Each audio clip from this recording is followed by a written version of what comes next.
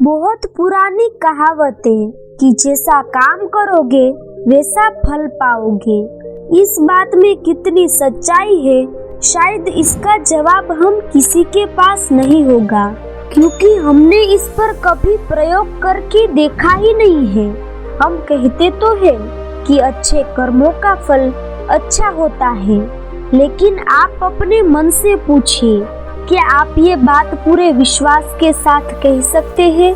लेकिन जरा सोचो कि आप ये प्रयोग के माध्यम से समझ लेते हैं कि कर्मों का फल कैसे मिलता है, तो आपकी सारी शंकाएं, सारे सवाल खत्म हो जाएंगे।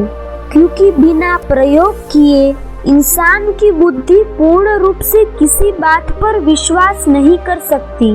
अगर वो बिना प्रयोग के उस पर विश्वास करता है तो वो अंधविश्वास ही कहलाता है। आज की जो बोध कहानी मैं आपको सुनाने वाली हूँ, उसमें आपको कर्मों का एक ऐसा विज्ञान पता चलेगा जिसके बाद आप कर्मों के माध्यम से अपने जीवन में सफलता पा सकते हैं। एक बौद्ध भिक्षु और उनका एक शिष्य एक जंगल में कुटिया बनाकर रहते थे। बौद्ध भिक्षु अब बूढ़े हो चुके थे और उनका शिष्य अभी जवान था। बूढ़े बौद्ध भिक्षु बहुत ही बड़े ध्यानी व्यक्ति थे। जब वे ध्यान करने बैठते थे तो 2-3 दिनों तक ध्यान में ही रहते थे। बूढ़े बौद्ध भिक्षु के पास एक बहुत ही अनोखी शक्ति थी कि वो ध्यान की अवस्था में भविष्य को भी देख लेते थे।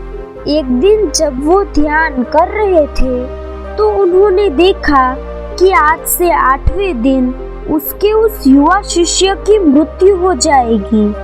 उन्होंने अपने शिष्य को अपने पास बुलाकर कहा कि मैं तुम्हें अगले 7 दिनों की छुट्टी दे रहा हूँ। तुम इन 7 दिनों के लिए अपने घर पर रहकर आ सकते हो। शिष्य ने खुशी से कहा, क्या ये सच है गुरुदेव? गुरु ने कहा कि हाँ। शिष्य मुस्कुराते हुए कहता है कि मेरा पिछले कई दिनों से अपने घर वालों से मिलने का भी मन कर रहा था। गुरु ने कहा कि ठीक है, लेकिन याद रहे 8वें दिन की शाम होने तक तुम्हें यहाँ पर वापस पहुँचना होगा। शिष्य ने हाँ में सर हिलाते हुए कहा, ठीक है गुरुदेव, पहुँच जाऊंगा, लेकिन आप अपना ख्याल रखिएगा। अब आप बूढ़े हो चुके हैं, आश्रम का कोई भी काम हो आप उसे मेरे लिए छोड़ देना, मैं वापस आते ही उसे कर दूंगा। इसके बाद शिष्य गुरु का आशीर्वाद लेकर पहाड़ी से नीचे उतर गया, बिना ये देखे कि गुरु की आंखों में अपने शिष्य को खोने का कितना दर्द था। शिष्य के गांव के रास्ते पर एक नदी पड़ती थी। उस नदी के किनारे चींटियों के बहुत सारे टीले थे, जहाँ पर लाखों चींटियां रहती थी। उनमें से कुछ चींटियां लगातार टीले के अंदर जा रही थी, वहीं कुछ चींटियां बाहर आ रही थी, जिससे कुछ चींटियां एक दूसरे से टकरा जाती थी और अपना रास्ता बदल लेती थी। ये सब देख उस शिष्य को बड़ा आनंद आ रहा था। वो कुछ देर वहीं पर खड़ा होकर उन चींटियों को देखता रहा। फिर अचानक उसका ध्यान उस नदी की तरफ गया। उसने देखा कि नदी का पानी धीरे धीरे बढ़ रहा है, जिससे नदी से उठने वाली लहरें चींटियों के टीले के पास पहुंच सकती है, जिससे ये लाखों चींटियां बेवजह मारी जाएंगी। ये सोचकर उसने तुरंत ही अपने ऊपर के कपड़े उतारे और उसने मिट्टी भर के चींटियों के टीले के चारों तरफ एक घेरा सा बना दिया। साथ ही उसने बड़े ही कलात्मक तरीके से मिट्टी को काटकर एक छोटी सी नाली बना दी, ताकि लहरों से आने वाला पानी नाली के माध्यम से वापस नदी में चला जाए। इसके बाद वो नदी पार करके अपने घर चला गया। अपने घर पहुंचने के बाद उसके 8 दिन कब बीत गए उसे पता ही नहीं चला। 8वें दिन उसे याद आया कि आज शाम तक तो गुरुजी ने आश्रम में वापस लौटने का आदेश दिया था।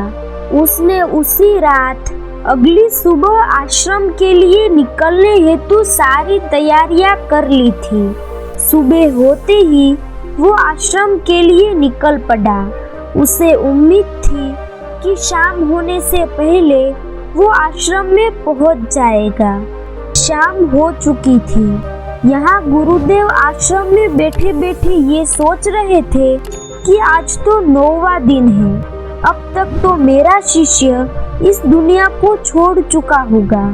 वो इस बात से काफी दुखी थे कि वो मरने से पहले आखिरी बार अपने शिष्य को देख भी ना सका। पूर्व बैठे बैठे ये सब सोच ही रहे थे कि दूर से एक इंसान आता हुआ दिखाई दिया। उन्होंने ध्यान से देखा तो चौंक गए। अरे, ये तो मेरा शिष्य है। गुरु ने दौड़कर शिष्य को गले से लगा लिया, लेकिन वो इस बात से अचंभित भी थे कि 8 दिन बीत जाने के बाद भी वो शिष्य जिंदा कैसे रहा। गुरु ने शिष्य से कहा कि यहाँ से जाने के बाद तुमने जो कुछ भी किया है मुझे बताओ, और उसकी इसी कर्म का परिणाम है कि शिष्य को एक लंबा और एक खुशहाल भरा जीवन प्राप्त हुआ है।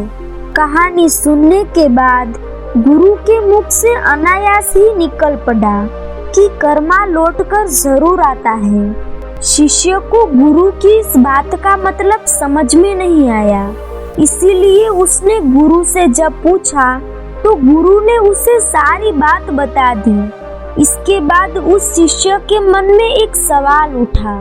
उसने अपने गुरु से पूछा कि गुरुजी, जब आप ध्यान में सब कुछ देख चुके थे और आपको ये पता था कि कर्म इस तरह काम करते हैं, तो आप मुझसे पहले ही कोई अच्छा कर्म करा सकते थे ताकि मेरी मृत्यु टल जाती। आपने ऐसा क्यों नहीं किया? मैंने तो अनजाने में ही उन चींटियों की मदद कर दी थी, जिसके परिणाम स्वरूप आज मैं आपके सामने जिंदा हूँ। लेकिन यही काम आप मुझे बताकर भी करवा सकते थे। आपने ऐसा क्यों नहीं किया? ये सुनकर गुरु ने मुस्कुराते हुए कहा कि भंते, कि जब भी कोई कर्म बिना लालच के किया जाता है वही असली कर्म कहलाता है। जिस कर्म में तुम्हारी कोई इच्छा ही नहीं जुड़ी होती, कुछ पाने के लिए वो काम नहीं किया जाता, ऐसा काम ही फलीभूत होता है और वही कर्म कहलाता है। अगर मैं तुम्हारी मृत्यु को टालने के लिए तुम्हें ये प्रक्रिया करने के लिए कहता, तो तुम वो कर्म किसी मकसद को पाने के लिए करते, और जब तुम उस मकसद को पाने के लिए करते तो उसमें तुम्हारा लालच जुड़ जाता, जिसके परिणाम स्वरूप तुम्हें उस कर्म का पूरा लाभ नहीं मिल पाता। कर्मों का एक छोटा सा सिद्धांत है कि बस कर्म कर दो, बिना मन में ये लालच पैदा किए हुए कि इस कर्म का परिणाम क्या होगा, इसका फल क्या होगा। अक्सर इंसान जब किसी को दान करता है तो उस दान के साथ उसके मन में जुड़ा होता है कि मैं दान कर रहा हूँ तो मेरे साथ अच्छा जरूर होगा, मेरा साथ भगवान जरूर देंगे। और जिंदगी में बहुत सारे कर्म हम इसी तरीके से करते हैं, जिसके परिणाम स्वरूप हमें उस कर्म का पूरा लाभ नहीं मिल पाता, और बाद में हम ये सोचते हैं कि कर्म तो काम ही नहीं करते। कर्मों के सिद्धांत तो मिथ्या है, झूठ है। आप खुद सोचिए, जब आप किसी मंदिर में जाते हैं तो आपके मन में कुछ ना कुछ पाने की इच्छा जरूर आती है। जब आप मंदिर में जाकर प्रार्थना करते हैं, अपने हाथ जोड़ते हैं, अपनी आंखें बंद करते हैं, लेकिन समझने की बात यह है कि प्रार्थना तो वही स्वीकार होती है जो मौन रूप से की जाती है, जिसमें आपके मन में कोई भी इच्छा नहीं उठती और आप प्रभु को धन्यवाद करते हैं उन सभी चीजों के लिए जो उन्होंने आपको दी है। इंसान को मंदिर में भिखारी बन के नहीं, राजा बन के जाना चाहिए, ताकि आप मौन भाव से परमात्मा का धन्यवाद कर सके। लेकिन ऐसा प्रयोग करना है थोड़ा कठिन। जब भी आप कोई काम करेंगे तो आपके मन में उसका फल जरूर आएगा। आप जरूर सोचेंगे कि मैं यह काम कर रहा हूँ तो मेरे साथ ये अच्छा होगा। इसीलिए ध्यान करते हुए अपने मन को मौन बनाए, अपने मन को शांत बनाए और वर्तमान में रहकर बिना भविष्य की चिंता किए हुए कर्म करते जाइए।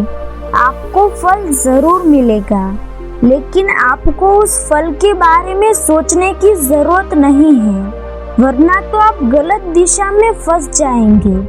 तो दोस्तों, कैसी लगी ये कहानी आपको कमेंट सेक्शन में जरूर बताना, और अच्छी लगी तो इस चैनल को सब्सक्राइब जरूर कर लेना। तो मिलते हैं अगली कहानी में, तब तक के लिए अपना ख्याल रखें। धन्यवाद।